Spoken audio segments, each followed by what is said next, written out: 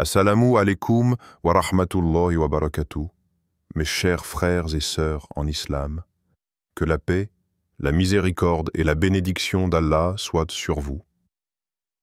Avant de commencer cette vidéo, n'oubliez pas de liker cette vidéo car cela nous donne beaucoup de force pour continuer à partager du contenu bénéfique. Et je vous invite à vous abonner à notre chaîne et d'activer la cloche de notification pour rester informé de nos prochaines publications sur la foi islamique. Mes frères et sœurs, je vous demande de rester connectés jusqu'à la fin de la vidéo pour découvrir les secrets qui y trouvent. Quand les mots deviennent des ponts vers la miséricorde, il existe dans ce monde des paroles dont la puissance dépasse l'entendement humain. Ce ne sont pas des mots ordinaires, ni de simples sons articulés par la langue.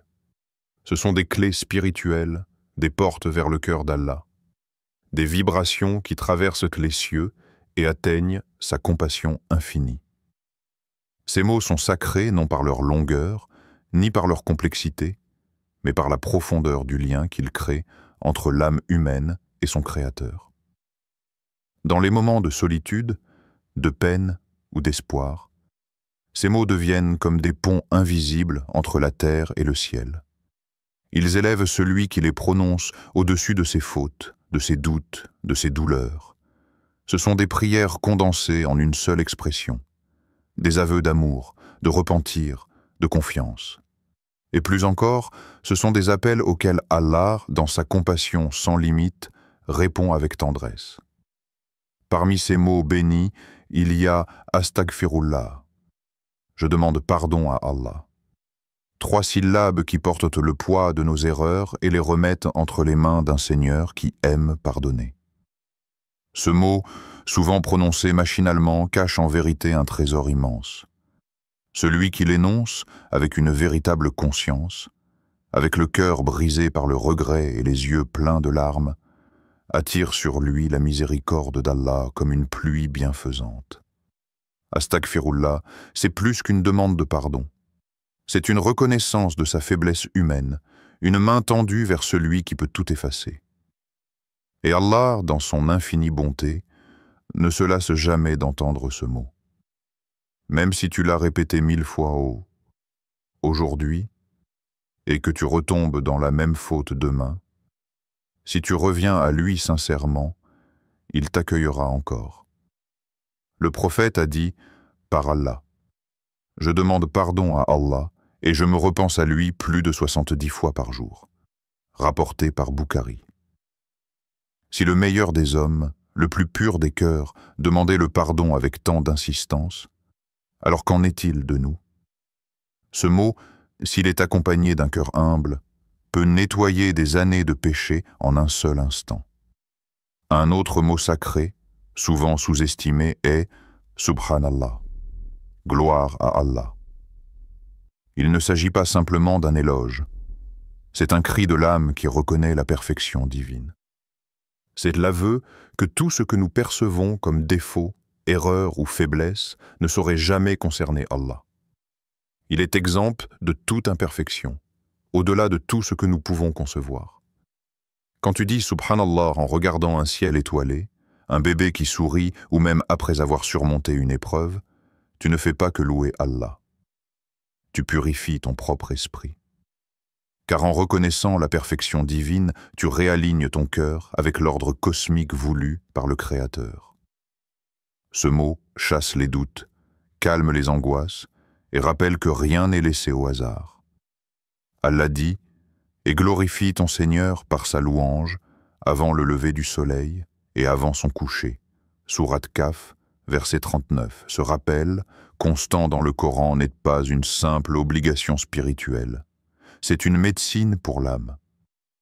Ceux qui disent « Subhanallah » fréquemment sont comme des voyageurs qui allègent leurs bagages. Ils avancent vers l'éternité avec un cœur nettoyé, léger, rempli de lumière. Et puis, il y a cette parole majestueuse, ce fondement même de la foi.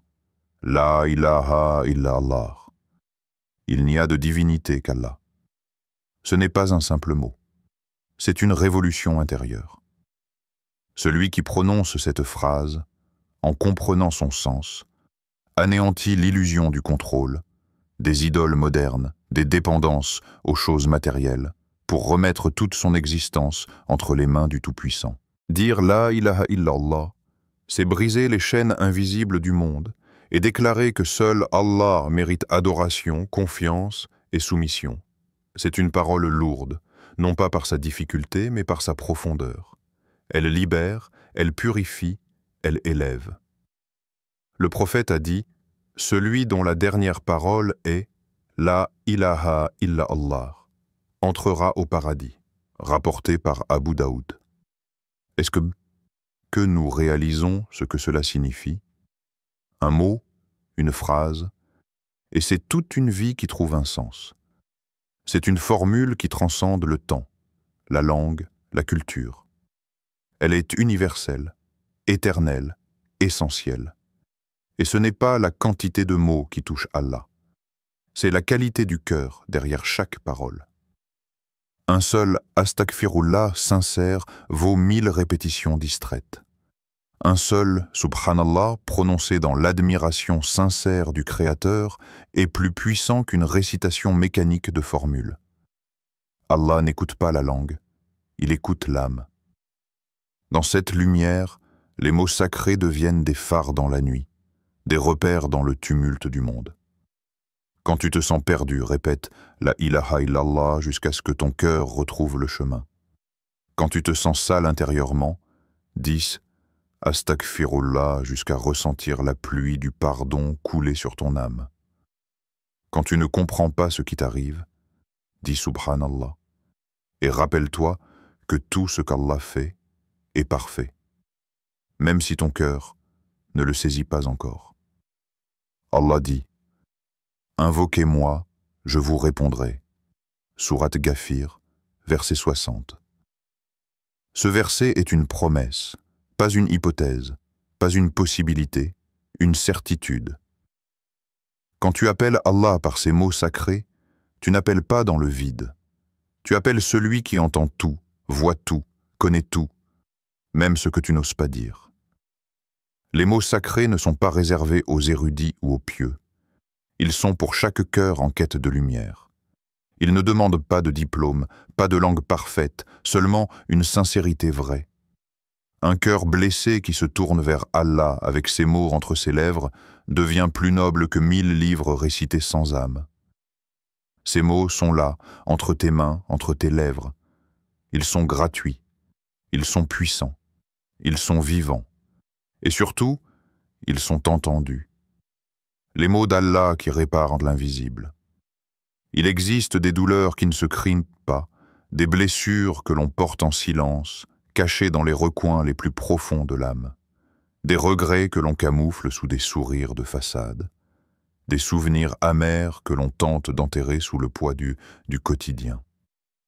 Et pourtant, malgré le chaos du monde, il y a des mots qui ne ressemblent à aucun autre, des mots qui guérissent, même lorsque le cœur est à terre. Ce sont les mots sacrés, les paroles que l'on adresse à Allah dans l'intimité la plus pure. Ces mots-là ne viennent pas de la langue, mais du cœur. Ils ne sont pas récités pour la forme, mais ressentis comme une délivrance. Quand tout semble se refermer, quand les portes de la vie se ferment une à une, il reste encore cet appel vers le ciel, un simple murmure, parfois étouffé par les larmes, mais qui monte haut jusqu'au trône d'Allah.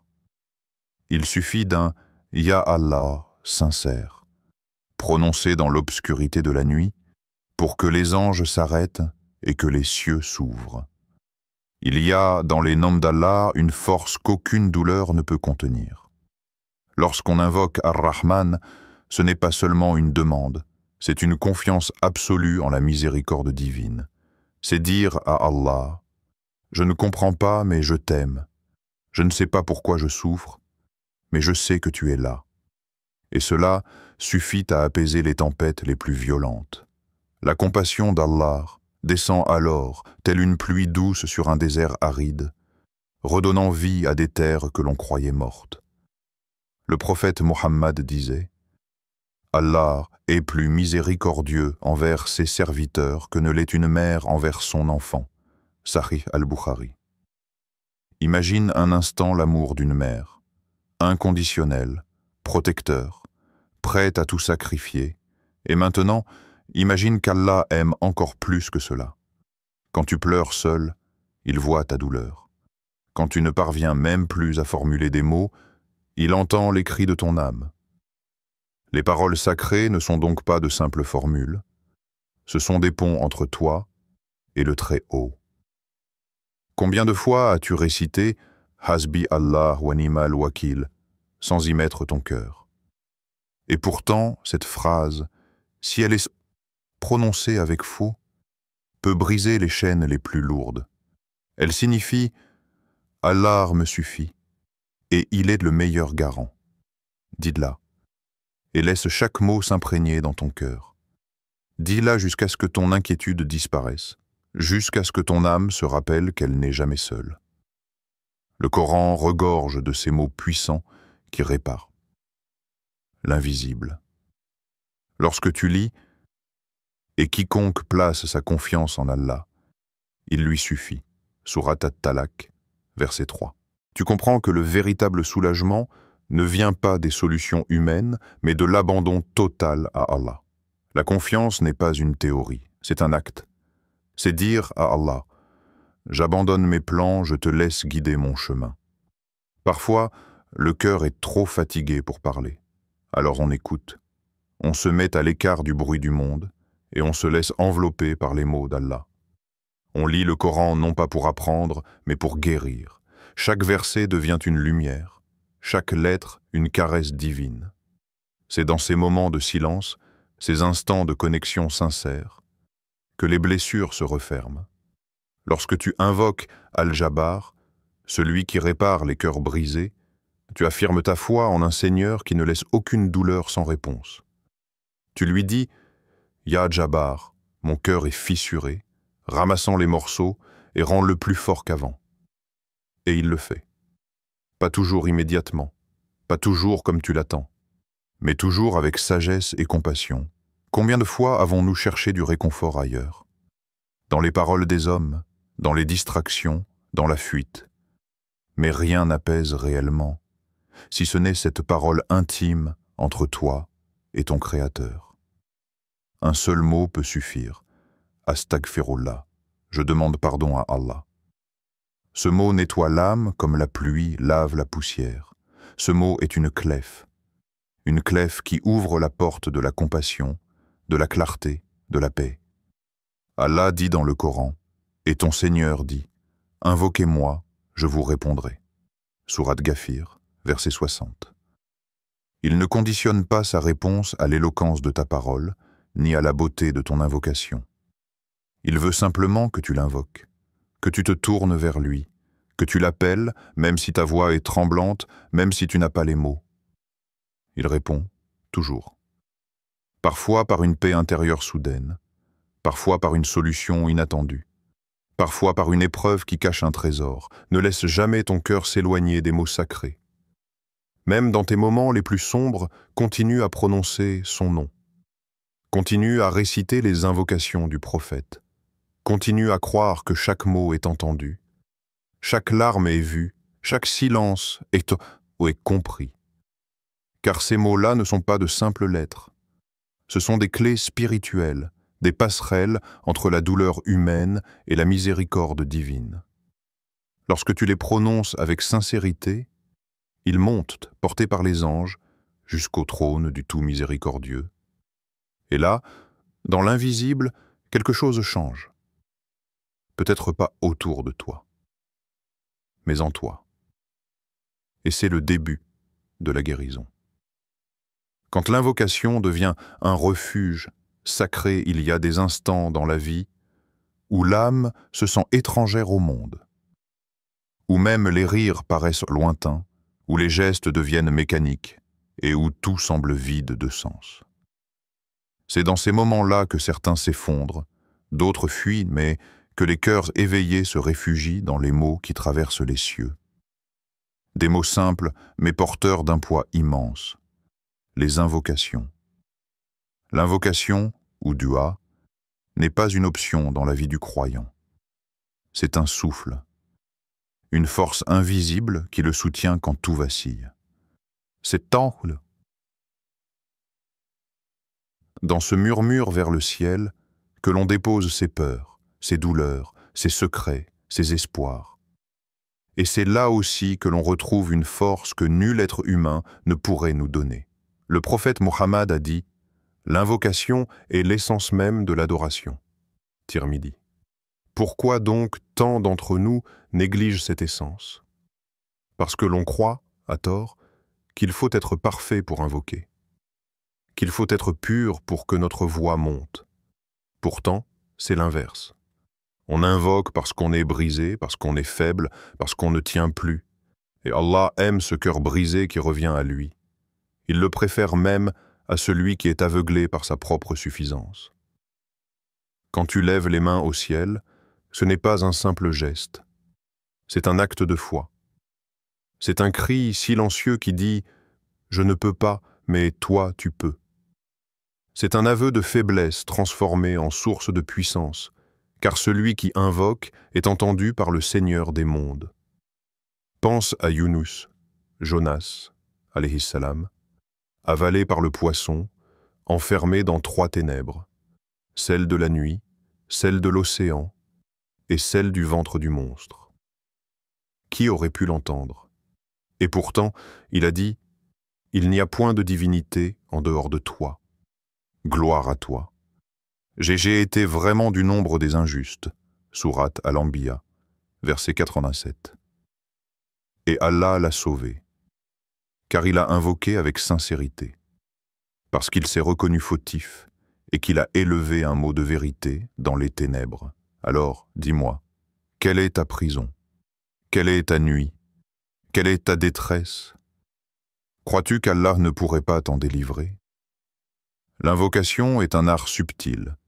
Ce n'est pas une formule magique, mais une soumission totale. Tu parles, parfois dans le silence. Tu pleures, parfois sans larmes. Tu demandes, parfois sans comprendre. Et lui répond, toujours à sa manière. Il t'offre ce dont tu as besoin. Pas toujours ce que tu veux. Mais sa réponse est toujours meilleure que ton attente. Il y a ceux qui invoquent dans l'urgence et qui oublient dès que l'épreuve s'éloigne. Et il y a ceux qui ont compris que l'invocation est une respiration permanente.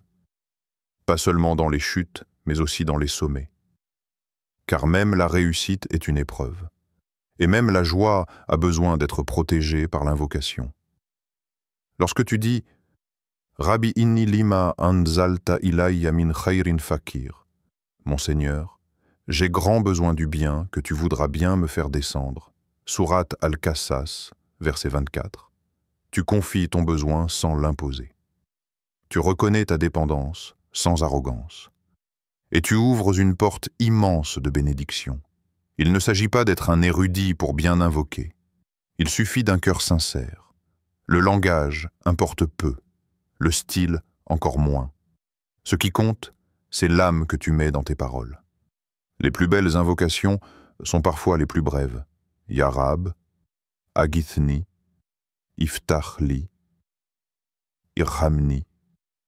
Ces appels, même chuchotés, font trembler les cieux. Dans un monde où tout va vite, où l'on consomme même la spiritualité comme un produit, apprendre à invoquer, c'est réapprendre à s'arrêter. C'est revenir à l'essentiel. C'est rappeler à son âme que la solution est déjà là, dans le lien avec Allah. Chaque jour, chaque nuit, prends ce moment pour te déconnecter de tout et te reconnecter à lui. Car l'invocation n'est pas une simple parole. C'est un refuge, un sanctuaire, une citadelle invisible dans laquelle aucun mal ne peut te rejoindre. Lorsque tu prononces ces mots, les portes du ciel s'ouvrent.